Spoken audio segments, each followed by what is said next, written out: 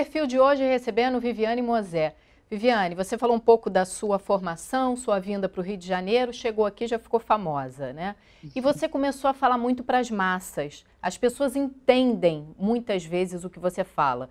Eu soube já que alguns te pararam na rua para dizer, olha, não entendo nada do que você falou no programa de televisão, mas eu gosto muito, quero ler sobre isso, né? Qual é a importância, né, de cientistas, filósofos, pessoas que estudam, né, a nossa história, a nossa ciência, conversarem com a população, mostrarem que é possível, sim, que elas tenham acesso a isso? O maior desafio da filosofia, especialmente, eu estudo Nietzsche, a minha especialidade, e na própria biografia do Nietzsche a gente vê momentos em que ele deixa isso claro com amigos, né? E, inclusive escrevendo, ele diz de que adianta todo esse trabalho se ele não, de fato, atinge as pessoas, né? O desafio da filosofia é atingir as pessoas, já que ela se antecipa. Você vê coisas que a filosofia disse no século XIX que estão acontecendo agora. Mas ninguém ouviu no século XIX, nem agora direito a gente retorna. Então, eu assumi esse desafio desde o princípio. Meu papel como filósofo, porque eu não sou professora de filosofia. Professor de filosofia é alguém que sabe a história da filosofia muito bem e ensina os seus alunos. Eu não sou, eu sou filósofa. Eu não conheço a história da filosofia tanto. Eu não conheço todos os filósofos para dar uma aula acadêmica, não. Eu estudei filósofos, alguns, uns 8, 10 no máximo, em torno dos filósofos que me interessam, e eu adquiri uma interpretação do mundo, e eu absorvi e assumi na minha vida pessoal. Então, o que eu faço hoje é propor objetivamente. Então, eu tenho coragem e a ousadia de pensar livremente. Meu papel é fazer análise do contemporâneo, né? Então, o que eu quero? Eu quero desesperadamente, honestamente falando, desesperadamente nesse momento, conseguir levar para as pessoas uma interpretação do mundo que as torne alegres, que as faça querer viver. Que quem não tem coragem, força e vontade de paixão pela vida se submete a qualquer coisa. Então, nós nos submetemos ao estabelecido, à guerra da informação, às fake news. Nós lemos qualquer lixo e queremos seguir sabendo que aquilo não é real, porque nós não temos ainda no mundo um lugar. É preciso encontrar um lugar no mundo que te fortaleça, porque você nasceu um dia e um dia vai morrer, sozinha. Então, você tem que levar adiante você. E o você é algo móvel, que tem que se mover. Então, você não pode ser duro, mas tem que ter um lugar, sabe, móvel ali. Então, meu objetivo não é ensinar filosofia, não é saber quem é Platão. Platão. Dane-se não, mas dane-se ao mesmo tempo, né? Quero dizer, ele é meio, não é fim. Então, o objetivo da filosofia não é você sair num bar dizendo para as pessoas quem é Platão, quem é Spinoza ou quem é Nietzsche. É você encontrar um modo de ver o mundo que te faça viver melhor. A Que te filosofia faça. pode ser um método de libertação dessa caixinha que a gente vive Só hoje? serve se for isso, você entende?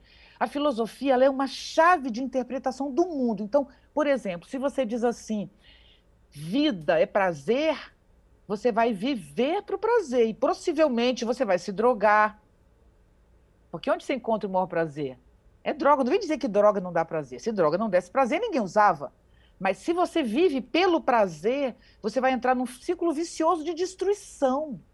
Se você vive para se alegrar também, se você vive para ajudar também. Imagina uma pessoa que vive para ajudar os outros. Essa pessoa é um horror, porque ela não tem vida própria. E não ter vida própria é grave, você vai acabar cobrando caro de ter ajudado os outros.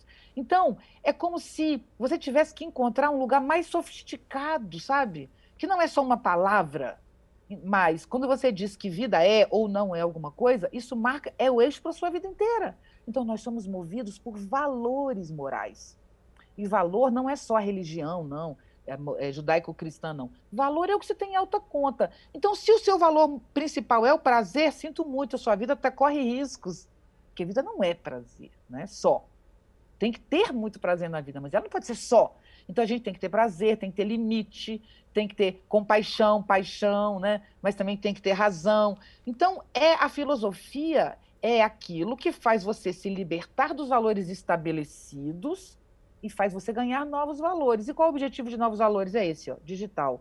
Não é uma digital para cada um? Então, só você pode ser você. O Você, objetivo da vida é você encontrar-se com aquilo que você é. E o que você é fixo? Não. Você é um modo de mudar. Eu me diferencio de você pelo modo como eu mudo, e não pelo modo como eu sou. Você muda de um jeito, eu mudo de outro. Então, E é essa isso que a nova gente... sociedade que vem colocando a gente, de certa forma, cerceado, né? Se eu não me enquadro nesse novo comportamento, eu preciso tomar um remédio. Eu preciso vestir aquela roupa, agir daquela forma. Isso tirou a liberdade do ser humano, né? A gente sofre hoje doenças como depressão, né? Muita gente não consegue nem sair de casa mais. A gente está destruindo a sociedade?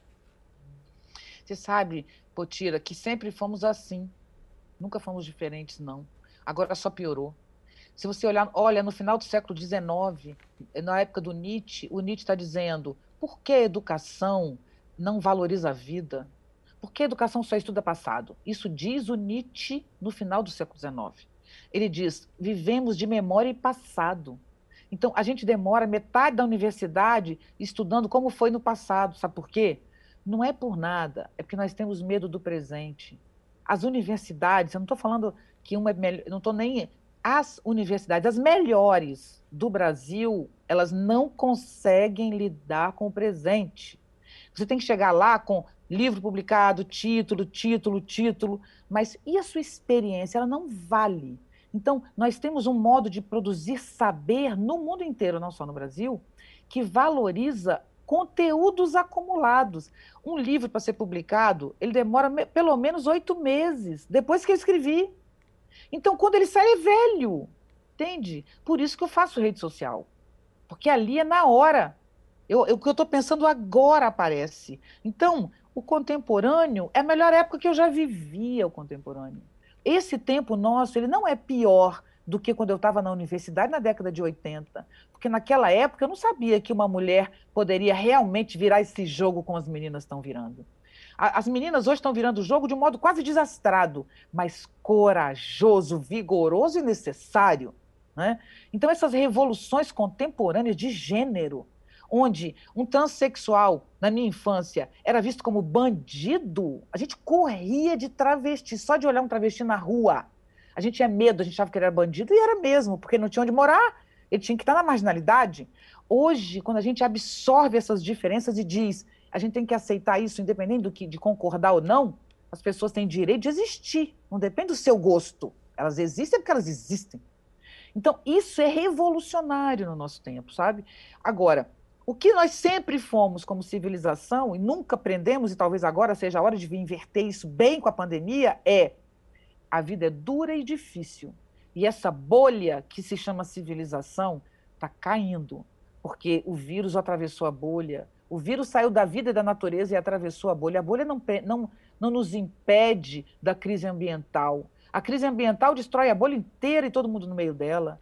Então, eu sou a mais famosa, eu tenho 2, 10, 20 milhões de seguidores, mas se a bolha da civilização desaba, que diferença faz? Que diferença faz se eu tenho 1 bilhão, 2 bilhões, 5 bilhões de dólares ou de euros, né? Se o mundo cai. Então, esse garoto hoje, que é filho de um bilionário, ele se transforma. O pai dele não. Mas a pandemia transforma o filho do bilionário. Porque o filho do bilionário não sabe se ele tem futuro mesmo tendo dinheiro.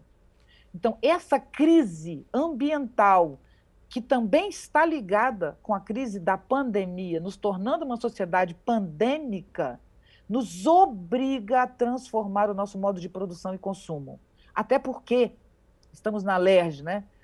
Numa TV alegre, até porque nós temos um preço como planeta. Nós temos como civilização uma crise econômica que não começou ainda, porque o ano que vem inteiro é ano de pandemia, inteiro. O ano que vem, até dezembro do ano que vem, nós estamos imersos na pandemia, mesmo que tenhamos vacina.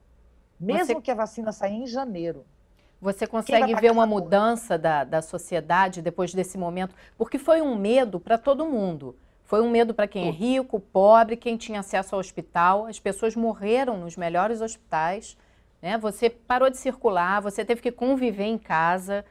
Essa convivência em casa, por exemplo, né? Isso gerou muita crise. Muitos casamentos se desfizeram, os pais tiveram que aprender a ouvir os filhos, né? Como é que você tem acompanhado assim, essa nova revolução familiar que vem acontecendo? Apesar de sofrida, eu comemoro todos os dias por ela. Nós temos as crianças com índice de suicídio altíssimo no Brasil. O suicídio de criança subiu 40% em 10 anos no Brasil, segundo o mapa da violência, não é da minha ideia. O mapa da violência só coloca os oficiais e as mortes oficiais, né? Mas as crianças que tentam suicídio e não conseguem não estão nessa lista. Então, é quase 60%, 70% de aumento de tentativas de suicídio entre crianças. É uma coisa absurda. O que temos aí? Nós temos uma revolução feminista, que, como eu já defendi, que é essencial, não sou contra ela de jeito nenhum. Só que as mulheres saíram de casa. Quando as mulheres saíram de casa, ficaram as avós. Mas as avós saíram de casa, porque a avó hoje tem filho com 45 anos, casa de novo, faz doutorado, faz mestrado, faz graduação. Ficaram as tias solteironas, que também não existe mais tia solteirona, acabou, felizmente, né? Uma mulher solteira não quer dizer nada. Então, as crianças estão absolutamente abandonadas na rede social. Quando a gente tem uma pandemia e obriga as famílias a estarem em casa, nós estamos com muitos conflitos, mas conflitos que criam intimidade. Hoje, os pais estão voltando a ter intimidade com seus filhos. O suicídio de crianças se deve à falta de intimidade com os pais. É meu diagnóstico. Os pais, às vezes, não trabalham fora, trabalham em casa, mas vivem no celular, vivem na rede social. Então, não é trabalhar fora ou não, é estar o tempo todo na rede social e não olhar os seus filhos. Isso gera crianças absolutamente sem vínculo. E quem não tem vínculo se mata. Porque para viver tem que ter vínculo com algo. Por que a Viver gente é se faz isso? vincular. Por que a gente fica o tempo todo no celular, busca um remédio? A gente está sempre fugindo de conviver com o nosso interior. Por que isso acontece? Porque vida é sinônimo de dor, sofrimento. Nós desaprendemos a sofrer ou já soubemos sofrer algum dia? Nunca soubemos. Nunca soubemos lidar com o sofrimento. Nunca. Só na tragédia grega, no século V a.C., os gregos transformavam as grandes dores em teatro.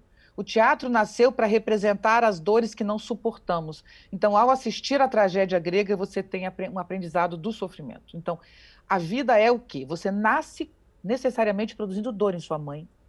Mesmo que você faça uma cesariana, eu sei o que significa voltar de uma cesariana com o bebê no colo, com a barriga toda costurada, né?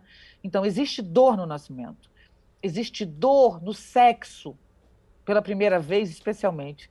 Mas existe dor que acompanha o prazer. Então, a vida é necessariamente limite. Se você não aprende a se limitar, você morre. Né? Criança que não aprende a se limitar, se joga numa janela. Então, viver é produzir limite. Limite é contenção, retenção. Quando você primeiro aprende o limite, você logo, logo aprende o prazer. Porque o prazer é suspender essa situação. Nossa sociedade nos faz acreditar. A bolha, né? A bolha, porque a bolha não tem vida. Nós acreditamos que nem somos vida. Somos filhos de Deus, e Deus, por acaso, vem de outro lugar. Então, é tão estranha essa história, né? Porque ao dizer que somos filhos de um Deus judaico-cristão, é como se o mundo fosse um lugar para a gente habitar. Nós não somos natureza. O mundo é um lugar... Não, não, não, não, você me desculpe. Nós estamos em continuidade com o Homo sapiens sapiens, com o Homo sapiens, estamos em continuidade com o Australopithecus e com o anfíbio, com o réptil. Temos que retornar o nosso vínculo à natureza, que infelizmente nossa religião nos tirou. Então, quando a gente retorna para a natureza, a gente entende que a vida quer algo de nós. Por quê? Porque assim que a gente aprende o limite, que delícia. Eu tenho essa experiência. Eu vou dar, finalizando para você a metáfora que eu uso nisso. Imagina um rio que corre. Ele é apenas um rio que corre. Lindo, maravilhoso. Eu amo, amo, amo rios, mais do que mar. Quando alguma coisa impede esse rio de correr, ele se represa. Aí o que você faz? A represa é uma tensão, né? É limite, contenção, água que aí não consegue. Se você simplesmente tira o limite, o rio volta a correr. Parabéns. Mas se você não tira, essa água contida pode se tornar uma hidrelétrica. E a hidrelétrica não é só um rio, ela é a força que move a civilização. Então, hoje temos formas mais limpas de energia. Felizmente, né? A eólica, por exemplo. Mas, seguindo apenas como metáfora, essa energia elétrica, ela é o próprio rio que corre. Então, essa luz que está acendendo aqui para falar com você é o rio que corre. E a força dele correr está acendendo essa luz. Então, por que eu sou contra limites? Por que eu sou contra conter-se? Por que eu sou contra o sofrimento? Se o sofrimento é apenas uma imposição que me faz pensar, eu quero mesmo essa vida que eu tenho ou eu quero outra? Hoje a humanidade está contida, está em casa, está presa. E ela olha para a rua e pensa, que diferença faz ter tanto dinheiro? Porque eu preciso de dinheiro, eu preciso que a desigualdade social diminua. Então, o dinheiro não traz o bem-estar de quem tem o dinheiro. Se tivesse, Gisele Bündchen não estaria escrevendo um livro sobre depressão. Gisele Bündchen é lindíssima e ela é uma pessoa querida, todo mundo que convive com essa garota gosta dela. Ela é agradável, amorosa com a família, com os amigos. Ela tem filhos, ela é casada, ela tem um marido lindo, famosíssimo e riquíssimo. Por que essa mulher tem depressão e escreve um livro sobre síndrome do pânico? Porque não é este o caminho que a gente deve seguir para ter bem-estar. Esse aprendizado a humanidade vai aprender. Isso não é fofura, não. Isso é real. Eu vou te pedir mais um minutinho, então, Viviane, para a gente continuar falando sobre isso. E o programa Perfil volta rapidinho. Fique com a gente.